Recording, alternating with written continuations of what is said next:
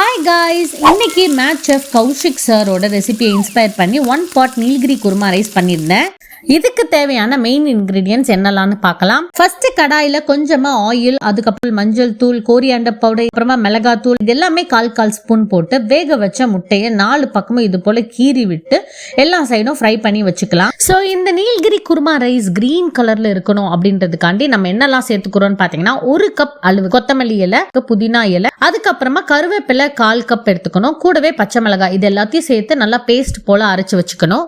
So அடுத்து குருமாக்கு முக்கியமான 1/4 மூடி தேங்காய், அதுக்கப்புறமா 1 ஸ்பூன் கசகசா அண்ட் தேவைப்பட்டா 1/4 கப் முந்திரி, இதுவும் கூட ஆப்ஷனல் தான். நீங்க இதெல்லாம் சேர்த்து அரைச்சு வச்சுக்கோங்க.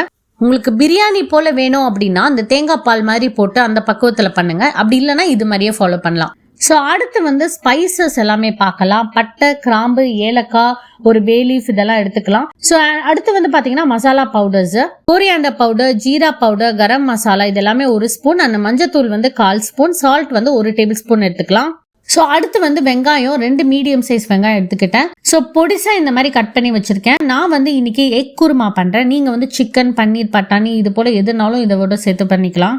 இது பண்றதுக்கு 1/2 மணி நேரம் தான் ஆகும். அடுப்புல 100 ml ஆயில் எடுத்துக்கிறேன் அண்ட் ஸ்பைசஸ் எல்லாமே போட்டுக்கலாம். வெங்காயம் சேர்த்துக்கலாம். வெங்காயம் ப்ரௌன் ஆக விட்டாதீங்க. வெங்காயம் வெந்த உடனே நம்ம இஞ்சி பூண்டு பேஸ்ட் இதுல ஆட் பண்ணிக்கலாம். இஞ்சி பூண்டு வாசனை நல்லா போனதும் நம்ம புதினா கொத்தமல்லி பேஸ்ட் இதுல போட்டுக்கலாம்.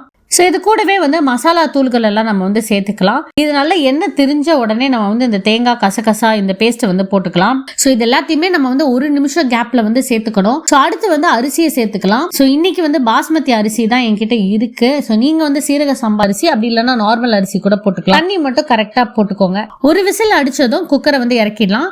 ஸோ நீங்க தேங்காய் பால் மாதிரி இதுக்கு நீங்க யூஸ் பண்ணியிருந்தீங்கன்னா இது டைரக்டா பிரியாணி மாதிரி இருக்கும். நம்ம திக்கா போட்டதுனால அது இந்த மாதிரி வருது. ஸோ இதை நல்லா மிக்ஸ் பண்ணி விட்டுக்கணும். ஸோ இது கூடவே நம்ம ஆல்ரெடி ஃப்ரை பண்ணி வச்சிருக்க இந்த முட்டையும் சேர்த்து ஒரு 5 மினிட்ஸ் மூடி வச்சுக்கலாம். குருமா ரைஸ் பாக்குறதுக்கே சூப்பரா ஒரு தொன்ன பிரியாணி போல ரெடி ஆயிடுச்சு.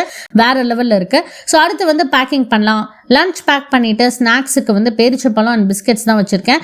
வேனுக்கு பர்ஃபி வச்சிருக்கேன் அண்ட் சாத்துக்குடி ஜூஸும் வச்சிருக்கேன். அவ்வளவுதான், எல்லாம் பேக் பண்ணி முடிச்சு பாப்பாவை ஸ்கூலுக்கு அனுப்பியாச்சு. பாய் பாய்.